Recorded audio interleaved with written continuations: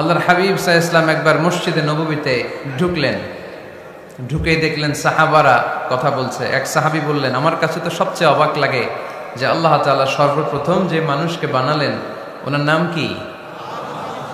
সবাই পড়েন, তুমি মাটির আদমকে প্রথম সৃষ্টি করিয়া ঘোষণা করিয়া দিলে শ্রেষ্ঠ বলিয়া, তাই তো নূরের ফেরেশতা করে আদমকে সেজদা। ঠিক কিনা? তাই তো নূরের ফেরেশতা করে আদমকে সেজদা, সবার চেয়ে সম্মান দিলে মাটির আদমকে। আল্লাহু আল্লাহু তুমি জাল্লে জালালুহু, শেষ করা তো যায় না গে তোমার গুণগান। আল্লাহু আল্লাহু, সুবহানাল্লাহ পড়েন।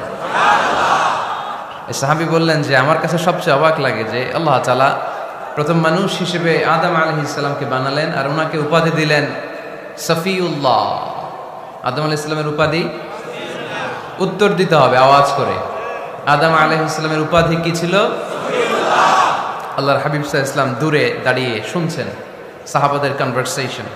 আরেক সাহাবা বললেন, আরে আমার কাছে তো এর চেয়ে বেশি অবাক লাগে যে তিনি মুসা আলাইহিস সালামকে বানিয়েছেন নাজিউল্লাহ। নাজিউল্লাহ, যে আল্লাহর সাথে না যা ইউনাজি মুনাজাত করে, গোপনে কথা বলে, কালিমুল্লাহ। এটা অবাক লাগে যে আল্লাহ তাআলা কোনো মিডিয়া ছাড়া, ভায়া ছাড়া, মাধ্যম ছাড়া পৃথিবীর একটা মানুষের সাথে সরাসরি কথা বলবেন। আমার কাছে তো উনার মর্যাদাটা সবচেয়ে বড় মর্যাদা মনে হয়, উনি নাজিউল্লাহ।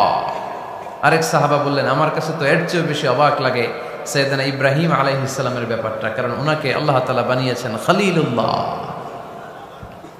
তাহলে একজনকে পাওয়া গেল সফিউল্লাহ, আরেক নবীকে পাওয়া গেল কালিমুল্লাহ বা নাজিউল্লাহ, আরেক নবীকে পাওয়া গেল খলিলুল্লাহ। এই কনভারসেশন যখন আল্লাহর হাবিব সাল্লাল্লাহু আলাইহি ওয়াসাল্লাম শুনলেন, আল্লাহর হাবিব সাল্লাল্লাহু আলাইহি ওয়াসাল্লাম মসজিদে নববীতে প্রবেশ করে সাহাবাদেরকে বললেন, তোমরা যা বলেছো আমি সব শুনেছি, তোমরা যা বলেছো সব সত্যই বলেছো, ঠিকই বলেছো। আল্লাহ তাআলা একজনকে বানিয়েছেন সফিউল্লাহ, একজনকে বানিয়েছেন খলিলুল্লাহ, একজনকে বানিয়েছেন কালিমুল্লাহ। তবে জেনে রেখো আমি হচ্ছি হাবিবুল্লাহ, আমি Habibullah. The higher status, the highest peak of the status, সবচেয়ে উঁচু স্ট্যাটাস হচ্ছে আমার। খলিলুল্লাহ মানে আল্লাহর বন্ধু, হাবিবুল্লাহ মানে হচ্ছে আল্লাহর বন্ধু।